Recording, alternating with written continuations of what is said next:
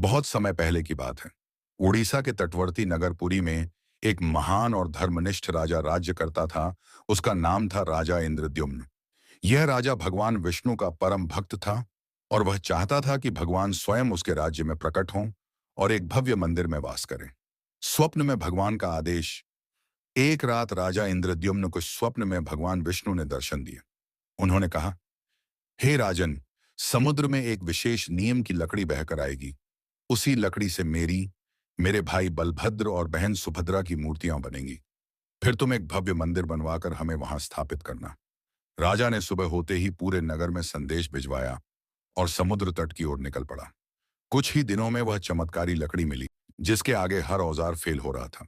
तभी एक वृद्ध बढ़ई स्वयं को भगवान विश्वकर्मा कहकर आया और बोला, मैं इन मूर्तियों को बनाऊंगा, लेकिन एक शर्त है, जब तक मेरा कार्य पूरा न हो जाए कोई दरवाजा नहीं खोलेगा। राजा मान गया। वृद्ध बढ़ई ने एक कक्ष में स्वयं को बंद कर लिया।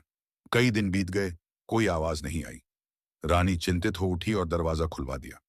भीतर देखा तो वृद्ध कहीं नहीं था, लेकिन तीन अधूरी मूर्तियां रखी थीं, भगवान जगन्नाथ, बलभद्र और सुभद्रा की। राजा को पहले तो दुख हुआ, लेकिन तभी आकाशवाणी हुई, हे राजन, यही मेरा दिव्य रूप है। मैं अब सदा यहीं वास करूंगा। राजा ने भव्य मंदिर बनवाया और इन मूर्तियों की स्थापना की। समय के साथ यह स्थान एक महान तीर्थ बन गया। जब भगवान श्री कृष्ण अपने भाइयों के साथ मथुरा और द्वारका में रहने लगे, तो उनकी बहन सुभद्रा बहुत दिनों तक उन्हें मिलने नहीं आ पाई। एक दिन वह बलराम के साथ श्री कृष्ण से मिलने द्वारका आईं। वहां तीनों भाई बहन बहुत प्रेम से मिलकर नगर भ्रमण को निकल पड़े। नागरवासियों ने जब अपने प्रिय भगवान और उनके भाई बहन को एक साथ रथ में बैठकर नगर भ्रमण करते देखा, तो उनका हर्ष और भक्ति चरम पर पहुंच गई। यही दृश्य हर साल पुरी में पुनः जीवंत होता है, जब भगवान जगन्नाथ, बलभद्र और सुभद्रा एक साथ रथ में सवार होकर अपने भक्तों के बीच आते हैं। कहा जाता है कि पुरी में भगवान जगन्नाथ की मौसी का घर है, गुंडिचा मंदिर।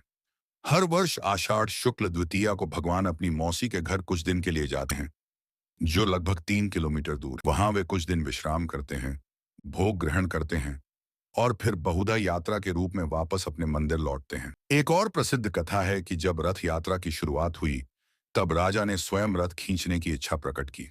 उन्होंने कहा, मैं राजा नहीं, भगवान का दास हूं। तभी से परंपरा बनी कि हर वर्ष रथ यात्रा की शुरुआत पुरी के गजपति राजा द्वारा रथ की झाड़ू लगाकर होती है। इसे छेरा पहरा कहा जाता है। इसमें राजा सोने की झाड़ू से रथ के नीचे की भूमि को साफ करते हैं। यह संकेत देता है कि भगवान के आगे सब समान हैं, चाहे राजा हो या रंक। इस प्रकार भगवान जगन्नाथ की रथ यात्रा केवल एक उत्सव नहीं, बल्कि ईश्वर के धरती पर आने का प्रतीक है। यह हर वर्ष हमें याद दिलाता है कि भगवान केवल मंदिरों में नहीं रहते, वे अपने भक्तों के बीच स्वयं चल कर आते हैं। यही कारण है कि पुरी की रथ यात्रा को चलती मूर्तियों का उत्सव कहा जाता है।